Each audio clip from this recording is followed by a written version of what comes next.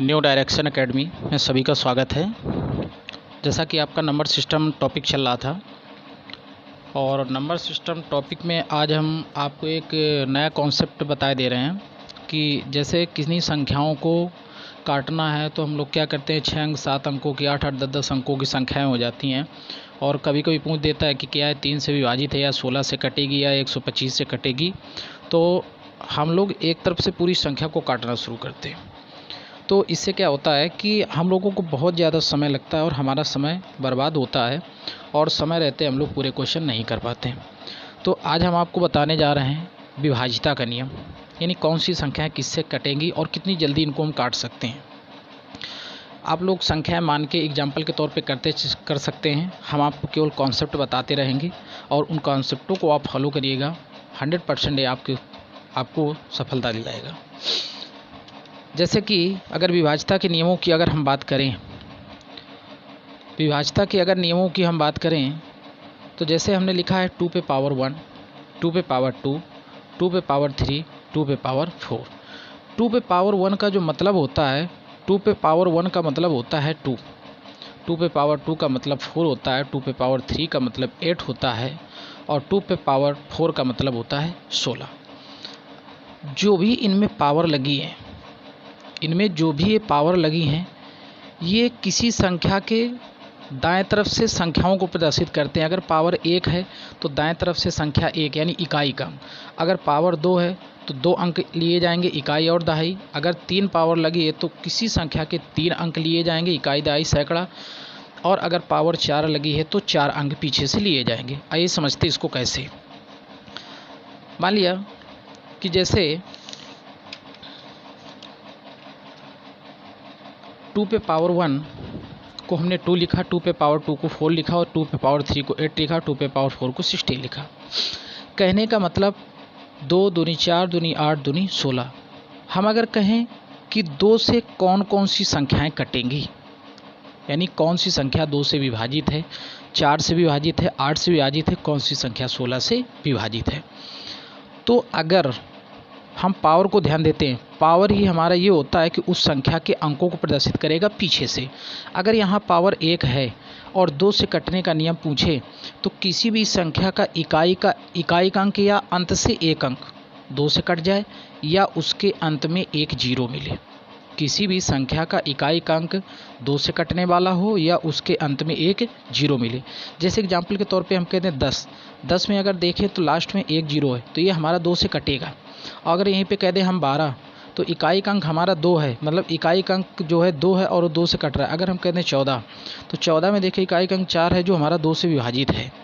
तो किसी भी संख्या का इकाई का एक अंक 2 से कटे या एक जीरो मिले, वो संख्या हमारी 2 से विभाजित है।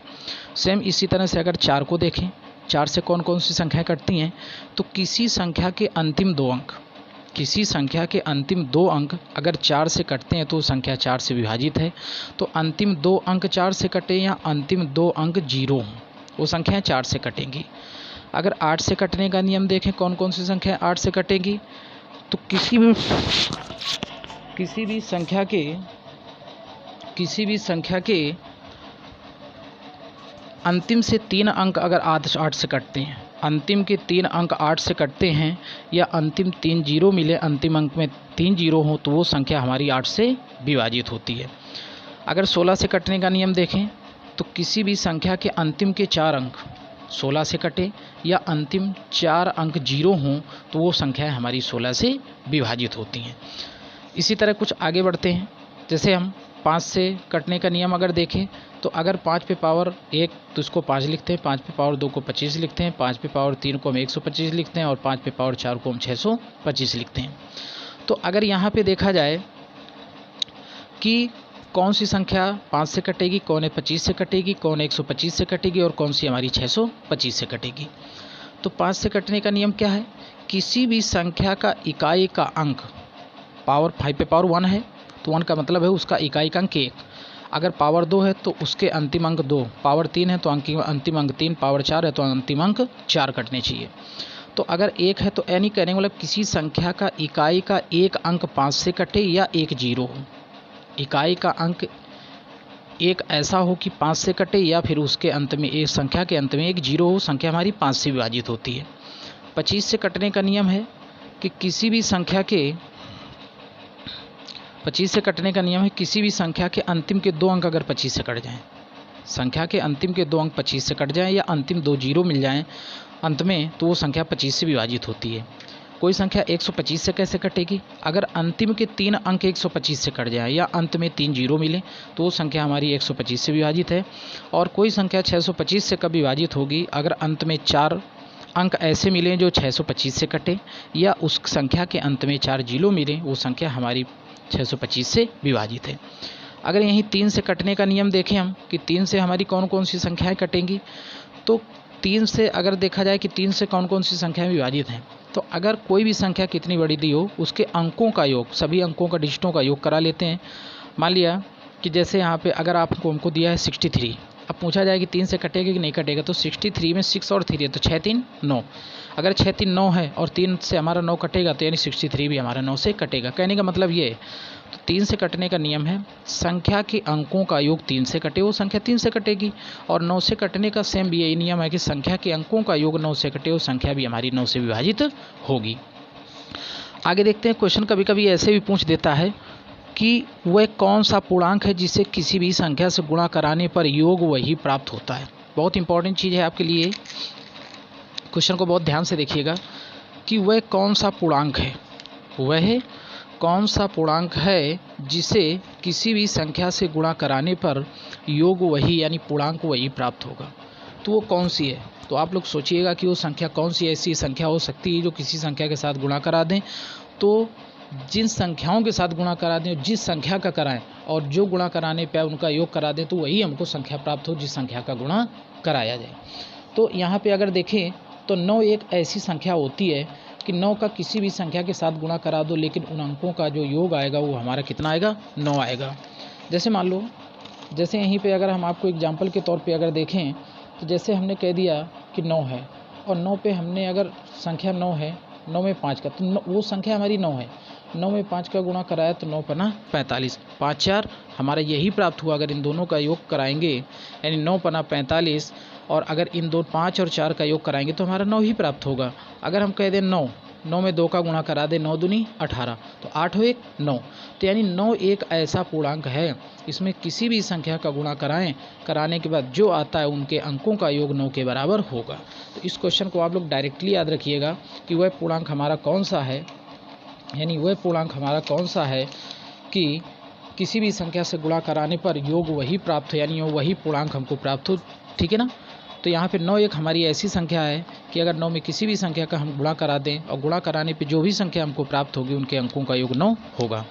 जैसे 11 से विभाजिता के नियम की बात करें कि कौन कौन सी संख्याएं 11 से विभाजित होती हैं, तो 11 से विभाजिता का नियम है किसी भी संख्या के सम स्थान व विषम स्थान के अंकों के योग का अंतर, किसी भी संख्या के सम स्थान व विषम स्थान के अंकों के योग का अंतर शून्य आ जाए, या फिर अंतर 11 से कटने वाली कोई संख्या आ जाए, वो संख्या हमारी 11 से विभाजित होती है। जैसे हमने लिखा 1397, तो ये 1 2 3 4 ये हमारे विषम अंकों का स्थान है और ये हमारे सम का स्थान है। तो 1 और 9 का योग हुआ 10, 7 और 3 का योग हुआ 10, और अगर इन 10 और 10 का अंतर कराएंगे तो हमारा आएगा 0। हमने कहा कि संख्या के अंकों का यानी सम स्थान के अंकों का योग, विषम स्थान के अंकों का योग जो हो वो हमारी 11 से कटने वाली संख्या हो, या फिर वो हमारा कितना हो? 0। यहीं पे आगे कुछ और रूल हम देख लेते हैं। जैसे मान लो आपसे कह दिया जाए कि 6 के विभाजिता का नियम क्या है, 12 के विभाजिता का नियम क्या है, 15 है, 20 है, 24, 36, 45, 72। तो अगर इन संख्याओं के पूछे जाए तो आप बना भी सकते हैं। तो इन संख्याओं के हमें ऐसे फैक्टर कराने होते हैं कि दो फैक्टर कराने होते हैं, कहने का मतलब सह अभाज्य गुणनखंड कराने होते हैं, या कह सकते हैं कि दोनों में कोई भी कॉमन ना हो। जब 2 फैक्टर किसी संख्या के करवाएंगे उनमें कुछ भी कॉमन ना हो, कहने का मतलब कि दोनों का जो मासा हो, दोनों का HCF 1 हो। ऐसी संख्या हम गुणाखंड नहीं करवाएंगे। जैसे मान लो 12 है तो हमने अगर करवा दिया 6, 12 है फैक्टर करवा दिया 6 और गुणते 2, 6 दूनी 12। तो यहाँ देखें तो 6 और दो में दोनों में देखें तो हमारा 2 कॉमन हो रहा है, तो हम इसको इस तरह से नहीं करवाएंगे, ऐसे कॉमन करवाते हैं कि कोई ऐसे फैक्टर करवाते हैं कि कुछ भी कॉमन ना हो। तो जैसे अगर 6 से कटने का नियम पूछे तो 6 के फैक्टर हमने करवा दिए 2 3 6। अब 2 और 3 में देखें तो कुछ कॉमन नहीं, केवल एक कॉमन है। तो 6 से कौन कौन सी संख्याएं कटेंगी? जो संख्या 2 3 से कटेगी वो हमारी 6 से भी कटेगी। अगर 12 से बात करें, कौन सी संख्या 12 से विभाजित होगी? जो संख्या 3 से भी कटे और 4 से भी कटे वो संख्या हमारी 12 से विभाजित होगी। 15 की बात करें तो जो संख्या 3 और 5 से कटेगी वो 15 से कटेगी। 20 की बात करें तो जो 4 और 5 से कटेगी वो हमारी 20 से भी कटेंगी। लेकिन ऐसा नहीं करेंगे 10 दूनी 20, तो 10 दूनी 20 कराएंगे तो यहाँ 2 कॉमन हो जाएगा, तो ये फैक्टर हमारा मान्य नहीं होगा, ये गलत कर देगा। तो ऐसे फैक्टर की जो दोनों से कुछ कॉमन ना हो, केवल एक कॉमन हो। 24 की बात करें 3 8 24, 36 की बात करें 4 9 36, 45 की बात करें तो 5 और 9, और 72 की बात करें कौन सी संख्या 72 से कटेगी? तो जो संख्या 8 से भी कटेगी और जो संख्या 9 से भी कटेगी वो संख्या 72 से भी कटेगी। कहने का मतलब हमारा ये है सह-अभाज्य गुणनखंड करवाते हैं, यानी दोनों गुणनखंडों में कुछ भी कॉमन ना हो, केवल